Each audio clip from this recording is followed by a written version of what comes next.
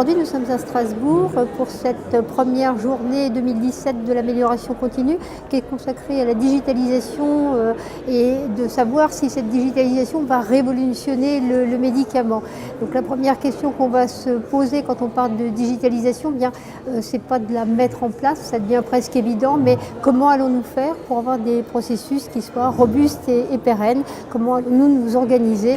Et on peut comparer cette digitalisation à un accroissement de nos performances qui est recherché par toutes les entités pharmaceutiques aujourd'hui. Nous, on y travaille depuis 2005 puisqu'on on a eu un client qui, en Irlande, a fait, on va dire, le premier site pharma au monde complètement sans papier. Donc on y travaille depuis bien longtemps.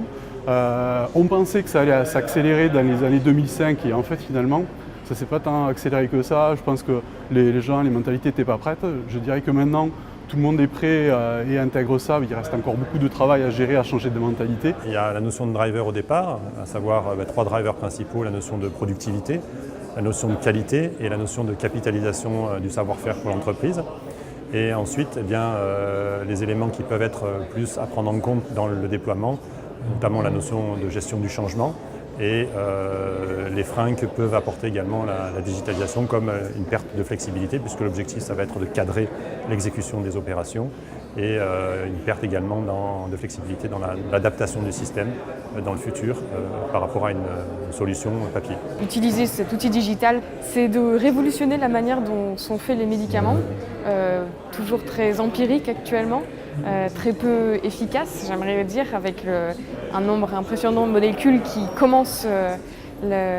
vont commencer ce parcours clinique, mais très peu qui vont réussir à arriver sur le marché, à un taux d'attrition très important. Et l'idée, c'est en explorant ça par des simulations, en modélisant les molécules et en pouvant explorer un nombre infini d'hypothèses, rendre le développement de médicaments plus rapide, plus fiable, moins cher et plus sûr. J'ai été invité pour présenter une aventure qu'on a menée au mois de janvier dernier chez Lilly France qui s'appelle un hackathon, dont l'objectif était d'essayer de nouveaux modes de collaboration avec des jeunes issus d'une école parisienne qui s'appelle l'école 42. On leur a soumis une problématique industrielle en lien avec les interfaces homme-machine. Et on voulait voir en 48 heures ce qu'ils étaient capables de nous proposer comme solution. La plupart des hackathons sont en lien avec des solutions numériques innovantes, en lien avec l'excellence opérationnelle, la digitalisation de processus.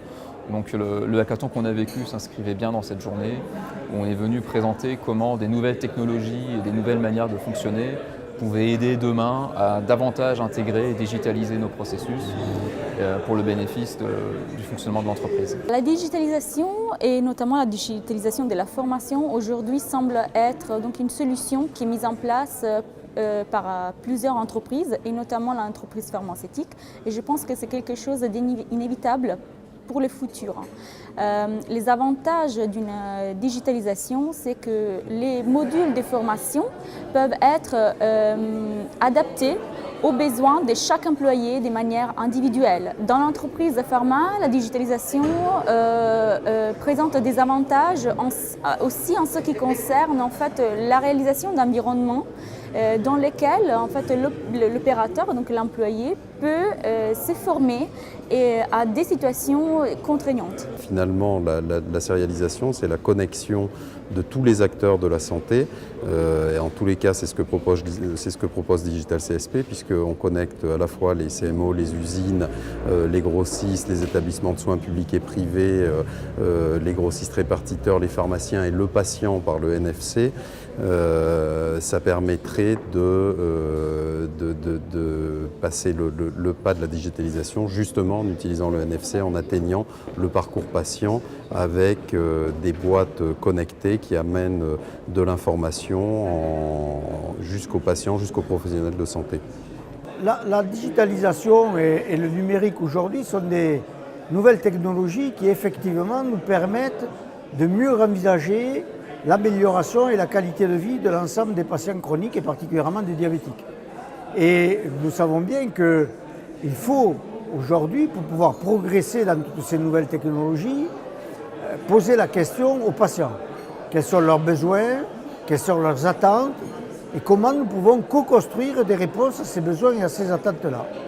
Donc, la priorité aujourd'hui de l'association de patients est bien d'aller rechercher ses attentes et ses besoins et de faire des propositions aux industriels, quels qu'ils soient d'ailleurs, que ce soit de l'industrie pharmaceutique ou d'autres, du numérique, pour pouvoir porter de véritables innovations qui vont améliorer la qualité de vie des patients. On s'est rendu compte lorsqu'on a mis notre partenariat en place l'année dernière avec la société KL Management que cette amélioration continue, c'était le fondement de toutes les bonnes pratiques et de tous les éléments d'un travail de qualité. Donc effectivement, une deuxième journée est prévue. Cette journée se passera à Paris. Donc le 22 septembre et on parlera de l'article de conditionnement. Donc l'article de conditionnement aujourd'hui sous toutes ses facettes, l'article de conditionnement en termes de conception, l'article de conditionnement en termes de sécurisation de nos conditionnements et puis on ira jusqu'à la sérialisation avec un certain nombre d'experts qui là encore viendront nous expliquer comment on fait, comment on s'améliore et quels sont les points de vigilance à mettre en place.